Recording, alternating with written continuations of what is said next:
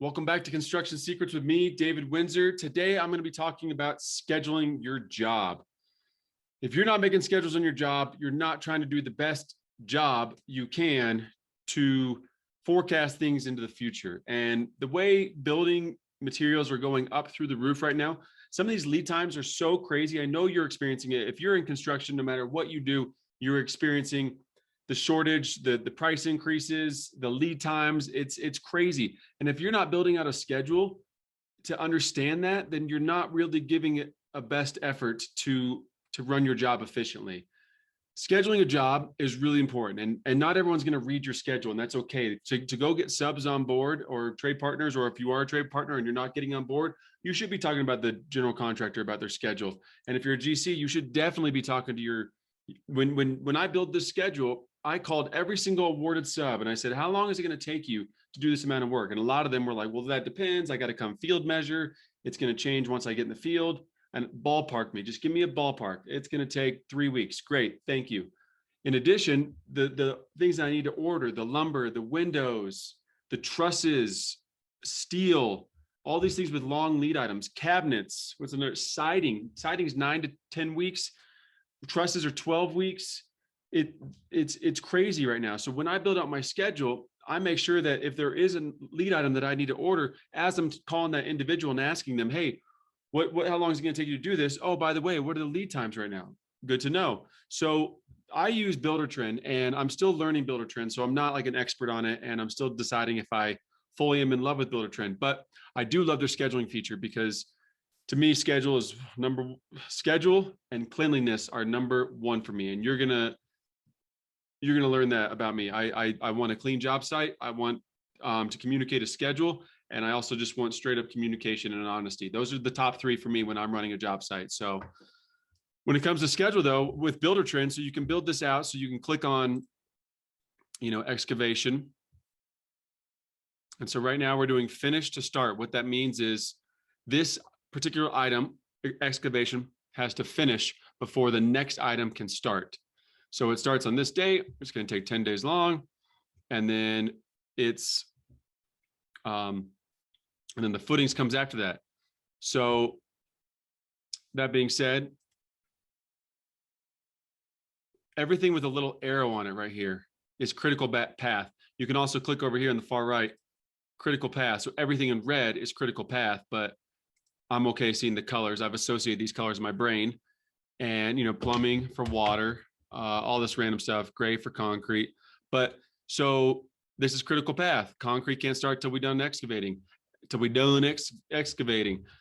All these things can't start until footings are in, and then we come do the underground, blah, blah, blah. So that you work your way through your schedule, but where a schedule is really helpful. And obviously your schedule is not always going to be on time. There's going to be hiccups. Things are tough. Concrete's really difficult to get right now. It's tough to keep people on the job site. They're so busy, they can go elsewhere. But with a schedule, you're able to give these people plenty of notice. I'm calling some of these guys 6 weeks out and saying, hey, just so you know, you're the siding guy, but we just started pouring footings today. Just want to give you a heads up. That's it. Just constantly be touching these people, letting them know, hey, we're here, we are, we're moving this and that. And then when you find out those lead times, for instance, I know this because we just did it. We need the trusses all the way over here in August when we're framing the roof. That's when we need the trusses. Trusses are a 12-week lead time. So we count each one of these blocks 12 weeks back, and we just ordered the trusses on the 22nd. So we ordered them, on this here, because the trusses are a 12-week lead time. Now that's a little dangerous, because if the house is a little bit tweaked at all, that's going to mess up the trusses and the way they lay out. But, my framer and I are going to go out with my dad once the walls are stripped, or before they're even poured, once they're formed, and we're going to make sure everything's in alignment. So that'll be a new learning exercise for me as well.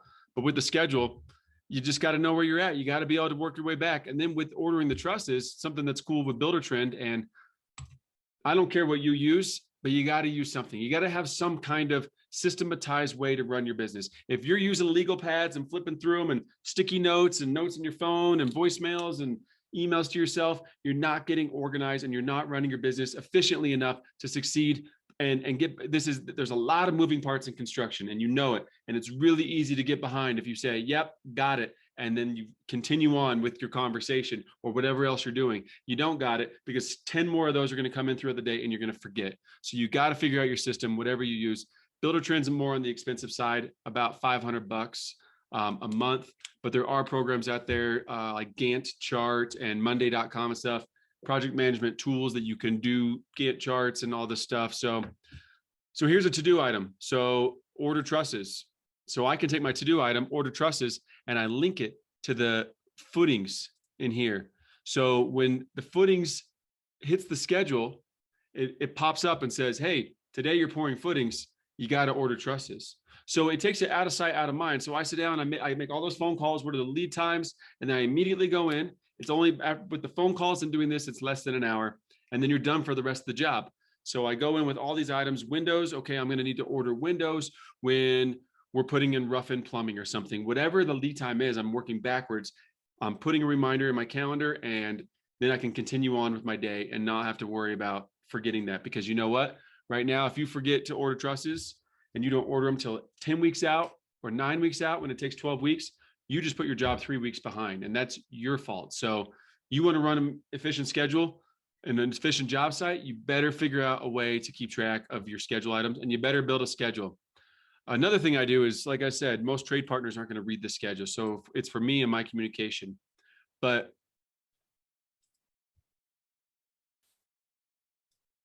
one second, I just want to make sure I'm still sharing my screen. I think I am. Hopefully I am. Another thing I use is a 3-week look ahead. This one I do send to my subs or my, and if you're a trade partner, you could send it to your general contractor and say, hey, this is what I got going on. This is what's coming up in the week. Just want to let you know. You got to send this to your guys as well. You're going to be at these houses these days, these houses these days. Don't have them call you on their way, to the job site saying, hey, what house am I going to today? Get efficient. I mean, this is simple. This is an Excel spreadsheet that you just color. You literally just color it. And then every Monday morning you send out a new one. So this is just so I send this out and I say to the plumbers, hey, just so you know, I'm going to need you April 4th, 5th, and 6th. And then the electrician, hey, buddy, you're coming in the 6th. I'm having you leave. All these dates are the same, excuse me. But I'm having you leave on the following Monday. And the insulation guy, by the way, you're going to be in there with the electrician, and then you got the house. Drywall, obviously these timelines don't, but you would, and you might have on here just drywall, and the whole thing might be one yellow line and there's nothing else going on. That's okay. But then there's going to be a week where the third week over here, all of a sudden it's 2 weeks of drywall and then 1 week of paint. And so you need to communicate with your trade partners on a weekly basis. And if they're, if they're not on plate and they're not on deck, you want to know that they're in the hole and they're 3 weeks out, and you gotta that's how you're going to push them forward. You got to keep reminding people everyone's busy out there. So are you. So find a system that works for you. I use Buildertrend. I use this to send out to my subs just to kind of give them an idea of what's going on. And that's how I run my schedule and my job. And if you're not running a schedule, I highly suggest you do, because for me, like I said, to run an efficient job site, to run an efficient business, you got to have a good schedule. You got to be organized. You got to be clean, and you got to have good communication. So don't forget to like, subscribe, and share this YouTube channel with your friends. As always, you can go to davidwindsor.com and download all the free templates like this 3-week look ahead I'm giving to you. And it's all free. All I ask is that you share this YouTube channel with your friends. And if I'm missing something, if you want to hear about something, if you know something that I don't, leave it in the comments. I'm here to learn. I'm here to show you what I'm doing. But if you're a contractor that's been doing this for a long time and you got a different way of doing it, I'd love to hear it. And hopefully we can share it and implement it in our business. So thanks for listening. Tune in for the next one. Talk to you soon.